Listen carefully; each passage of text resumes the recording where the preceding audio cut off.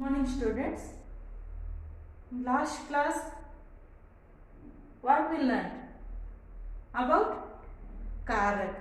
Okay, in English case, C-A-S-E, case. Okay, how many types are there? Total 8 types are there. In that 8 types already we learned about 3 types: karta karak, karma karak, karan karak. Karta, karma, karan. So in that कारक चिन्ह कर्ता कार्य के लिए ने, कर्म के लिए को, करण के लिए से और के द्वारा. Okay, now 3 completed. Now today I will explain or teach you about 4th one. What is that? संप्रदान कारक. क्या है 4th? संप्रदान कारक. Definition: कर्ता जिसके लिए क्रिया करता है. कर्ता यानी हमको पता है सब्जेक्ट. कर्ता मीन्स सब्जेक्ट. कर्ता जिसके लिए क्रिया करता है तो उसे हम क्या कहते हैं?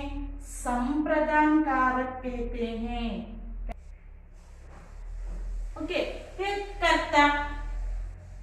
For example, I am teaching this lesson or grammar part.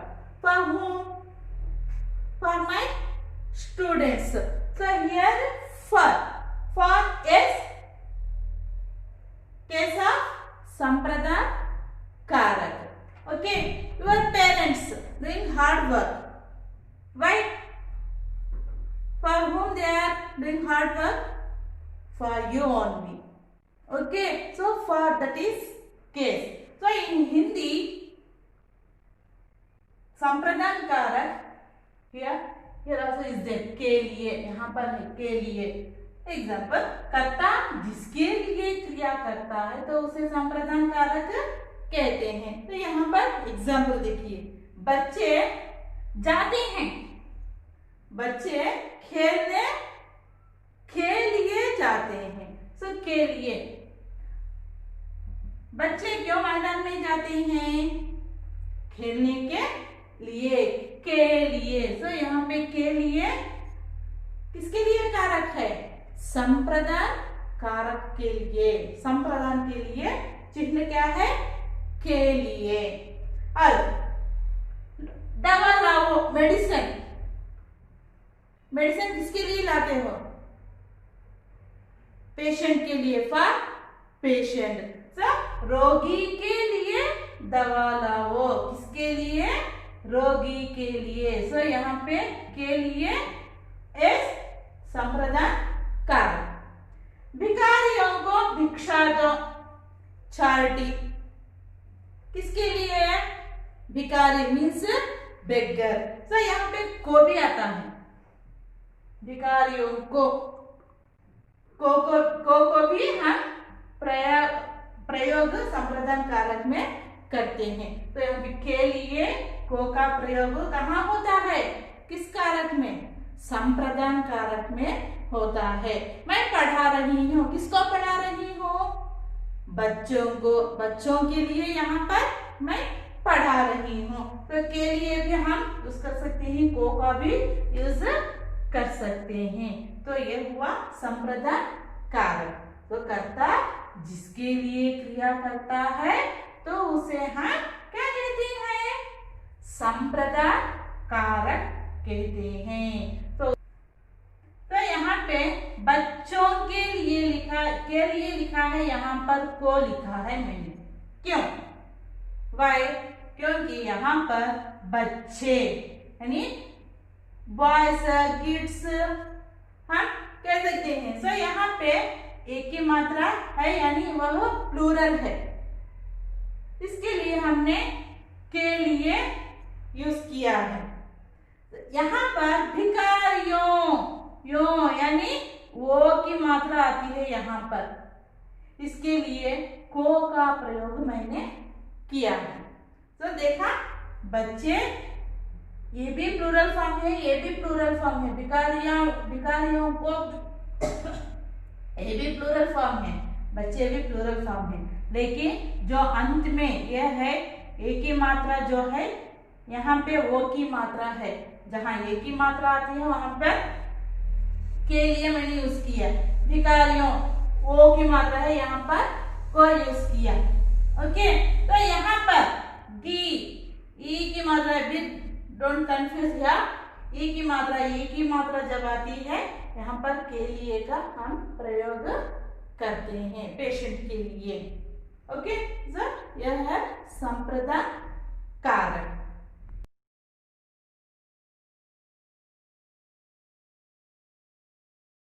पांचवा अपादान कारक।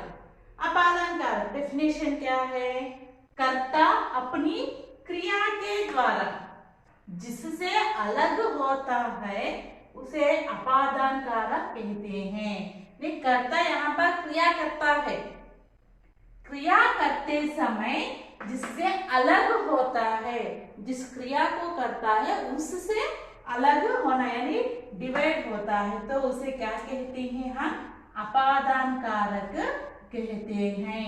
सो कर्ता जो भी क्रिया करता है करने के बाद उससे अलग होता है, डिवाइड होना, तो उसे क्या कहते हैं? हम अपादान कारक कहते हैं। एग्जाम्पल, मैं विद्यालय आया हूं, I came school, I came to school।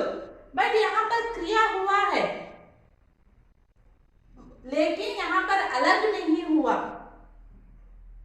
Okay, मैं विद्यालय आया हूँ, I came to school, but यहाँ पे डिवाइड नहीं हुआ, तो कैसे हम आइडेंटिफाई कर सकते हैं यह अपादान कारक है? How to identify that is अपादान कारक? ओके, हाँ, मैं विद्यालय से आया हूँ, I came from school। तो यहाँ पे from यानी जो ये फ्रॉम जो है हिंदी में हम यहाँ कारक चिन्ह जो है से यहाँ पे कौन सा कारक है? अपादान कारक। तो यहाँ पे मैं अलग हो रही हूँ, मैंने क्रिया किया यहाँ पर, I came to school here, but इसमें अपादान कारक कैसे होता है? आने के बाद फिर से मैं यहाँ स्कूल से अलग हो गई। ओके, विद्यालय से आया हूँ, I came from school। Okay, तो यहाँ पे से।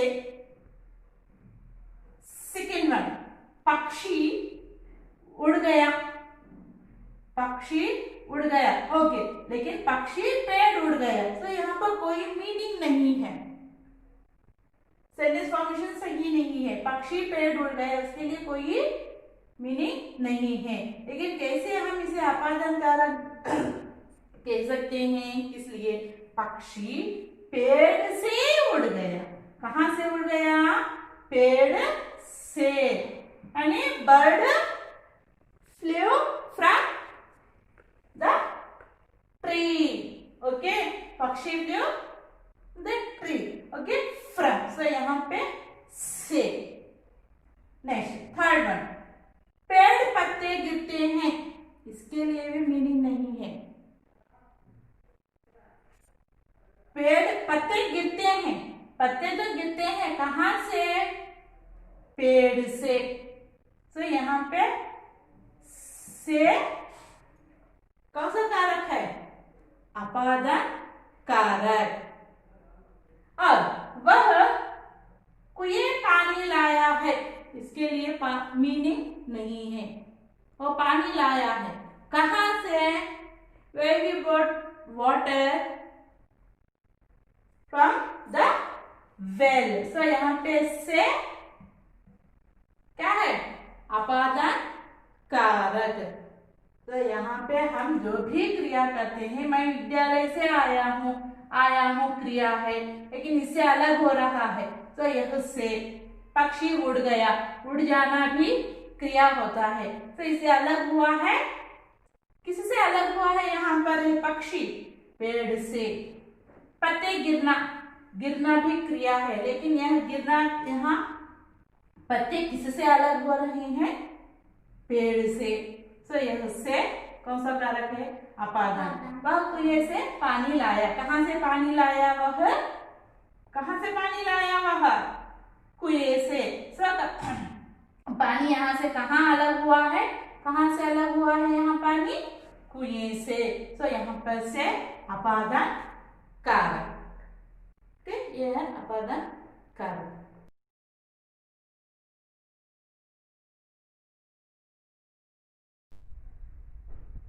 सिक्स्थ वन, छठवा संबंध कारक। तो डेफिनेशन क्या है, डोंट कंफ्यूज हियर। शब्द के जिस रूप से संज्ञा सर्वनाम का संबंध वाक्य के दूसरे संज्ञा या सर्वनाम शब्दों से हो, उसे संबंध कारक कहते हैं। हम जब भी सेंटेंस फॉर्मेशन करते समय एक बार संज्ञा सर्वनाम दो बार रिपीट होते हैं, ओके, तो उसका रिलेटेड जो केस को बताता है उसे हम संबंध कारक कहते हैं। तो एग्जाम्पल, शब्द के लिए जिस रूप से संज्ञा सर्वनाम का संबंध वाक्य के दूसरे संज्ञा सर्वनाम शब्दों से हो, उसे संबंध कारक कहते हैं। I will explain with example. Okay, यह दीपाली का घर है। दीपाली घर है, इसके लिए मीनिंग नहीं है यहाँ पर। यह सर्वनाम है, दीपाली संज्ञा है, घर संज्ञा है यहाँ पर। तो यहाँ पर सर्वनाम, इस वाक्य में सर्वनाम संज्ञा दोनों का प्रयोग हुआ है। तो इन दोनों का रिलेशन यहाँ पर बता रहा है, दोनों संज्ञा और सर्वनाम को यहाँ पर जोड़ रहा है। तो उस जोड़ने वाला कारक संबंध कारक है। तो यहाँ पर यह दीपाली घर है, इसके लिए मीनिंग नहीं है, लेकिन यह दीपाली का घर है। तो यहाँ पर जो जोड़ रहा है, दो संज्ञा या दो सर्वनाम को जोड़ रहा है, वह कारक है यहाँ पर का। यह दीपाली का घर है। ओके, नेक्स्ट सेकेंड वन, उसकी बहन नाम लता है। यह भी कोई मीनिंग नहीं है, यहाँ पर दो उसकी सर्वनाम लता संज्ञा, यहाँ पर सर्वनाम भी है और संज्ञा भी है। इन दोनों वाक्यों को जोड़ रहा है। उसकी बहन, दो शब्द है यहाँ पर, नाम लता, यहाँ पर भी दो शब्द हैं, उन दोनों को जोड़ रहा है, ज्वाइन कर रहा है। तो यह है का। तो उसकी बहन का नाम क्या है, लता है। तो यहाँ पर जो का जो है संबंध कारक है, डोंट कंफ्यूज है। यहाँ पर संज्ञा प्लस सर्वनाम आ सकता है और सर्वनाम संज्ञा ये भी आ सकता है, और सर्वनाम दोनों भी आ सकते हैं यहाँ पर।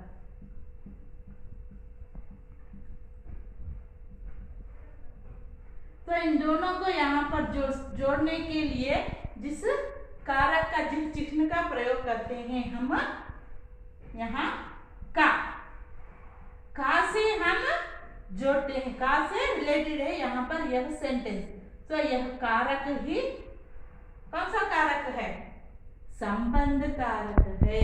तो जिस शब्द के जिस रूप से संज्ञा या सर्वनाम संज्ञा सर्वनाम का संबंध वाक्य के दूसरे संज्ञा या सर्वनाम से जोड़ता है, उसे हम संबंध कारक कहते हैं। ठीक?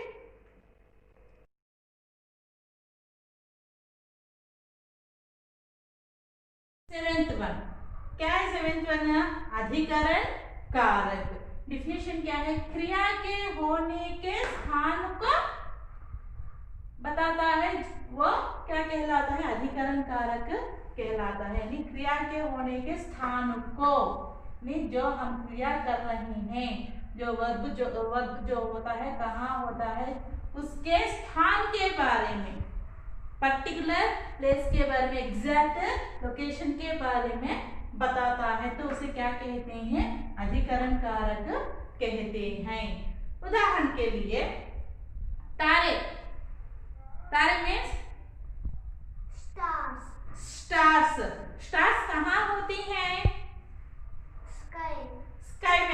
आसमान और आकाश।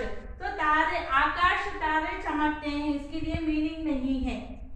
इन तारे चमकते हैं, तारे चमकते हैं मीनिंग है। स्टार्स आर शाइनिंग मीनिंग है, लेकिन आकाश तारे चमकते हैं इसके लिए मीनिंग नहीं है। यहाँ पर एग्जैक्ट स्थान का बता रहा है, तो उसके बताने के लिए हम यहाँ पर किसका प्रयोग कर रहे हैं? में का प्रयोग कर रहे हैं। तो यही कौन सा कारक है? अधिकरण कारक। तो आप इसके लिए पढ़ो, यह आकाश में तारे चमकते हैं। तारे कहाँ चमकते हैं? आकाश में। आकाश में। तो हम पर्टिकुलर से यह में का प्रयोग हम करते हैं, तो वह है अधिकरण कारक। अब दूसरा, पक्षी बैठते हैं। ओके, पक्षी बैठते हैं, लेकिन पक्षी पेड़ बैठते हैं इसके लिए मीनिंग नहीं है। पक्षी पेड़ बैठते हैं, यहाँ पर बैठते हैं यह तो क्रिया है। पक्षी हम उसे कर्ता कह देते हैं या कर्म भी कह सकते हैं। कहाँ बैठते हैं? पेड़, यह ट्री। लेकिन यहाँ पर हमें अधिकरण कारक चाहिए, तो कहाँ बैठते हैं? पेड़ पर। पेड़ पर। सो यहाँ पर जो पर है वह अधिकरण कारक है। तो एग्जैक्ट से हमको पता है कि पक्षी कहाँ बैठते हैं, कहाँ पर बैठते हैं? पेड़ पर। छात्र यानी स्टूडेंट्स कहाँ रहते हैं? पेड़ पर रहते हैं या कक्षा में रहते हैं? कक्षा में रहते हैं छात्र। जो बर्ड्स वगैरह पेड़ पर रहते हैं, तो ऊपर रहते हैं ना, उसके लिए हम पर का प्रयोग करते हैं। जो अंदर रहते हैं ना, उनके लिए में का प्रयोग करते हैं। ओके। जानवर जंगल रहते हैं, इसके लिए मीनिंग नहीं है। जानवर जंगल में रहते हैं। गुड। यह में कौन सा कारक है? अधिकरण कारक। एनिमल्स कहाँ रहती हैं? लिविंग एनिमल्स का लिविंग प्लेस कौन सा है? फॉरेस्ट। तो यहाँ पर में का प्रयोग होता है, तो यह है अधिकरण कारक।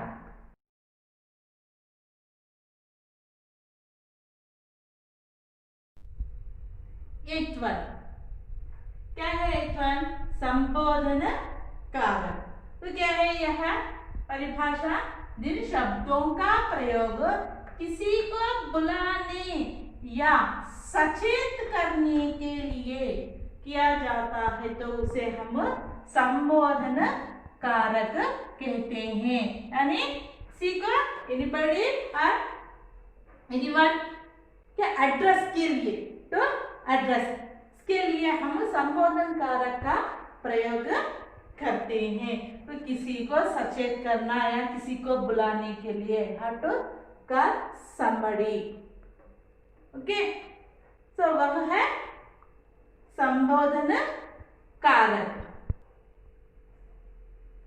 पर किसी को बुलाने के यानी टू एड्रेस करने के लिए हम यहाँ पर संबोधन कारक का प्रयोग करते हैं। फॉर एग्जाम्पल, अरे राधा इधर आओ, अरे राधा इधर आओ। मैंने यहाँ पर किसे बुला रही हूँ? मैं यहाँ पर राधा को। तो हूँ किसके लिए मैं यहाँ पर बुला रही हूँ? राधा को बुला रही हूँ। तो यहाँ पर मैंने अरे का प्रयोग किया है। हे बच्चों चुप हो जाओ। हे बच्चों, तो यहाँ पर हे भगवान, ये क्या हो गया? हे भगवान, ओ माय गॉड कहती ना, तो ये भगवान, यह क्या हो गया?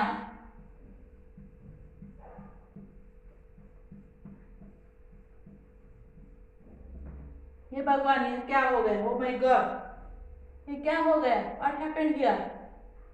ओके,